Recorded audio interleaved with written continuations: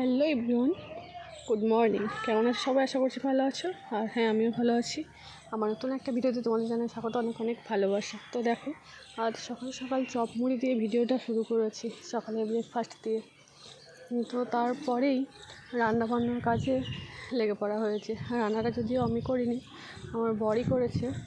তো দেখো, চিকেন নিয়ে এসেছিলো, তো ওই সব কিছু কাটাকুটি, রান্না করা, চিকেনটা শুধু ওই করেছিল, আর বাকি যা কিছু সেগুলো আমি করেছিলাম। পটল ভাজা, ভাত, ডাল আর এগুলোই, আর করেছিলাম তিলের বড়া। তো ওর অনেকক্ষণ ধরে করছিল, তো করার পর মানে শেষের দিকে ভিডিওটা করেছিলাম আমি। তো ও একটু দেখবে তোমরা, চিকেন কষা তুলে রেখেছিলো খাবো বলে। তো এই যে হয়ে গেছে কষানো ওর, তো এখন জলটা দিয়ে দিল। তো আমি ভিডিওটা করছিলাম, দিয়ে তারপর বলছি একটু খেয়ে দেখো কেমন হয়েছে।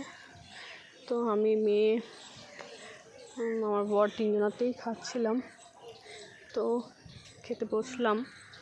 তো দেখো, খেয়ে কিন্তু খুব খুব মানে টেস্ট হয়েছিল, খেতে খুব ভালো হয়েছিল, খুব ভালো লেগেছে খেতে।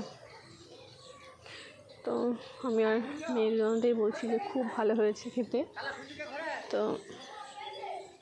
খুব গরম ছিল যদিও, তো গরম গরম খেতে চিকেন কষা খেতে কারি না ভালো লাগে বলো, খুবই ভালো লাগছিল।